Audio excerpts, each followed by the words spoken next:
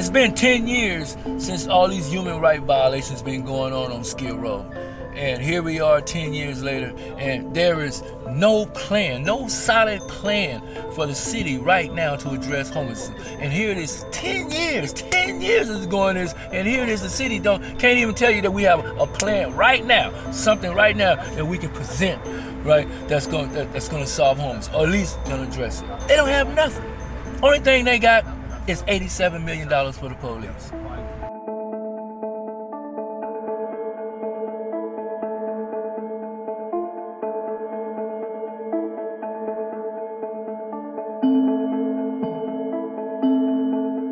I've lived in this community for over 8 years. Since I've been in the community, I have experienced discrimination, harassment, profiling, and that's on an everyday basis. Are you on parole or probation? Why are you in this community? You cannot sit here. You cannot lie here. If you're homeless, where do they expect you to sit and sleep? Since 2006, the mayor has released what he calls a Safer Cities initiative, which brought 110 extra pigs to Skid Row, making Skid Row the most highly policed community in America. One of the reasons that they're doing this is they're displacing the homeless people because they are putting the upper echelons of society in here, all the people buying the lofts, all the well-to-do people. So they're pushing the homeless people out, and they're using a continuous campaign to do it. Harassment daily. It's gone from everything from giving jaywalking tickets to people that aren't really jaywalking to now taking their personal property. First, the cops started off by trying to move homeless folks off the street. For 4118D, arresting folks for sleeping on the sidewalk.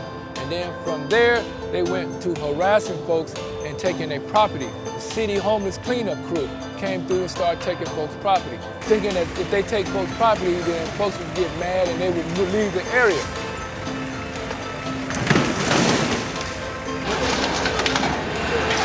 Now what they're doing is they actually arresting folks for milk crates and shopping carts. You know, have illegal shopping carts or either milk crates. And it was this one brother, for example, named Leroy Jackson. He was a veteran, and he lived right here. He was an artist. He had all kind of artwork. He used to carve art to show, homelessness. You know, he showed that it wasn't a crime, that we are loving, kind-hearted people, that just, want peace. We were put here by a creator for us to join together for a reason and a purpose. Things happen. The carbon is called the final eclipse. The final eclipse, the joining of the world within the essence of its purity. Peace. One village, the planet Earth. Because without this, the joining of the world, we would have no home, no planet. What I stole was what I own, my personal property. They just throw this shit in the trash can and arrested me for a crate that was sitting by my house on the damn street. What's your full name? My name So is you get that Leroy officer's Jackson. name right there.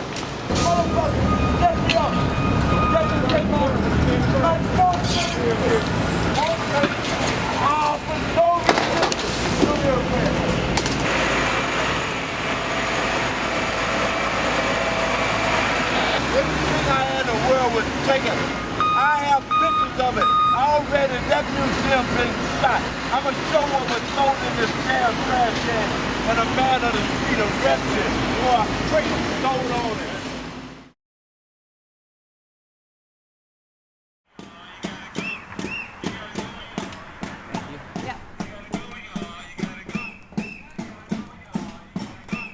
So a group of homeless residents sued the city for violations of their property rights, for illegal confiscation and destruction of their property, and Tony Levan was the lead plaintiff, and so the court's decision is often known as the Levan injunction. And the court said that the city was engaged in unconstitutional activity, and the injunction protects people's personal property and allows them to have property in public space as long as it's not causing any health or safety issue.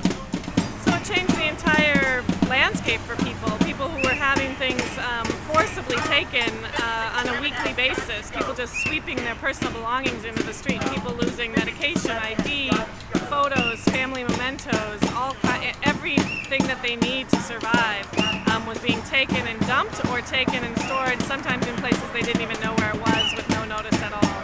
And so this allowed folks to have just a little bit of basic comfort and have their property while they were either waiting for housing or obviously until there's housing for everybody. Some of our folks have to be sleeping on these sidewalks.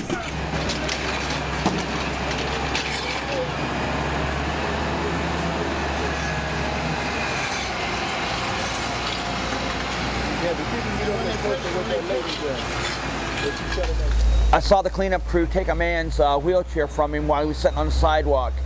Let me ask you something, sister. What they throw away? Everything, my medicine, they just took everything. My last 3 blankets, and all my medication, documents, my children's photos.